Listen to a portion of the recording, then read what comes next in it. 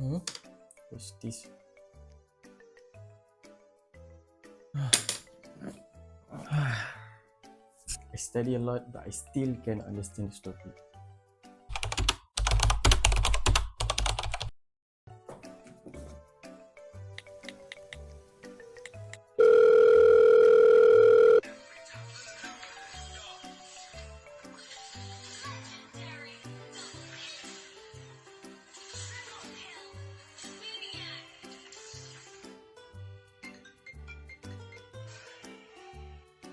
Hello Anas, are you free right now?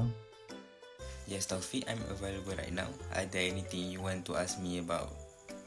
Oh no, I just was revising the topic of cooperative society to prepare for my exam next week. However, I still cannot understand this topic. Could you help me? Sure, since my friend I just finished a video presentation about the cooperative society, I will send it to you. I really sure that you can understand more about the cooperative society by watching the video that I sent to you. Oh, right. Thank you so much, Anas. Yeah, it's my pleasure to help you. Okay, goodbye. So, what is a cooperative society?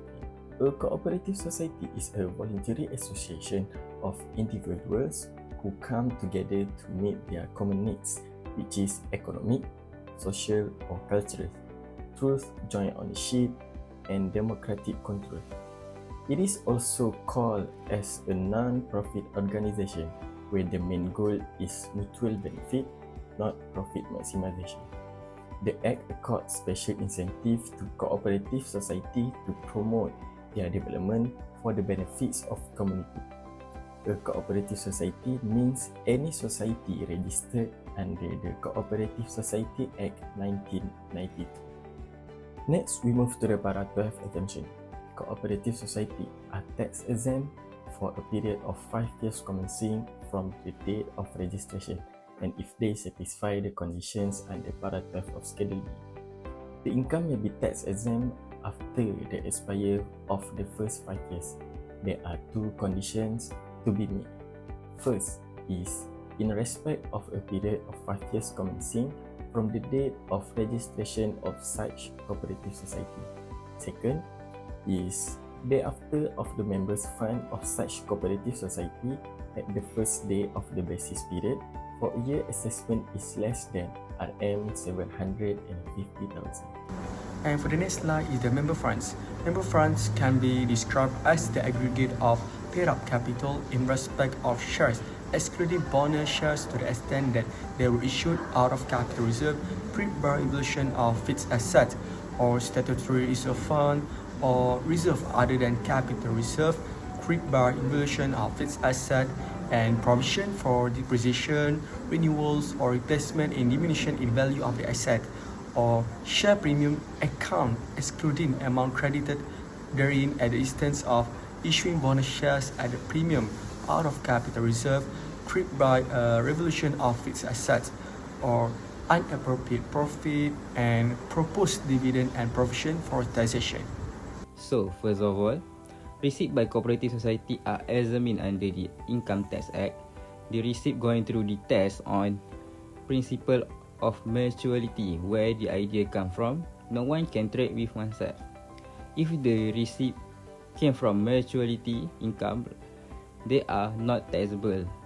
For example, like contribution by members, such as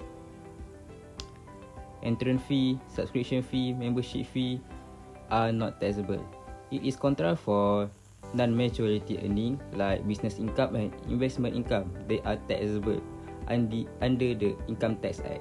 So for the second one, the tax treatment on the carry forward capital allowance and business losses, whether these both can be carried forward to subsequent year or not. So the answer is yes. These both capital allowance and business losses can be carried forward to the subsequent year. So now we move to the tax authority practice. Tax authority practice assess whether their income may be exempt or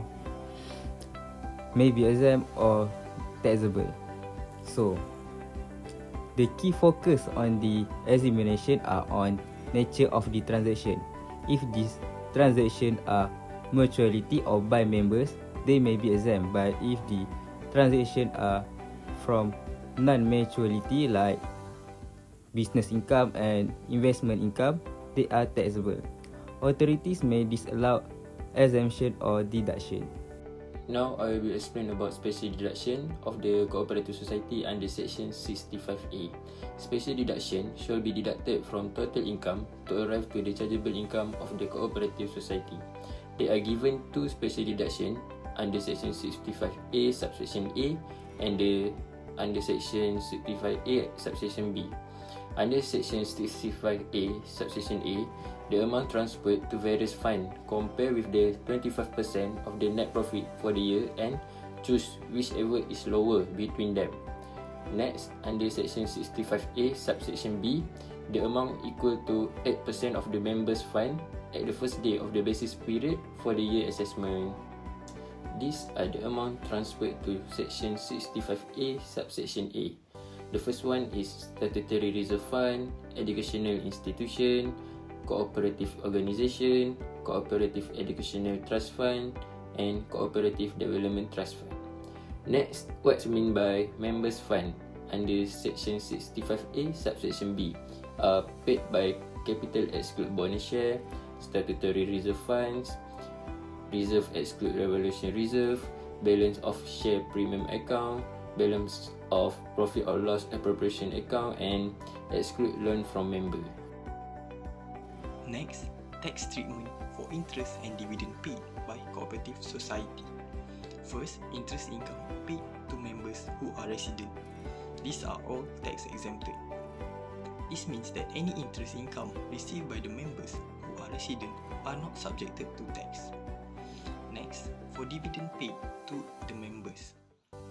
Under paragraph 12, schedule 6 of the Income Tax Act 1967, any dividends received from a cooperative society by a member of that society are exempted on the members.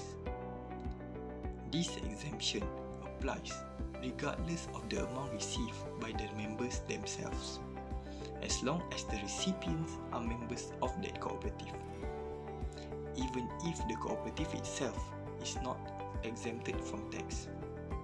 The dividend on the members is still not taxable.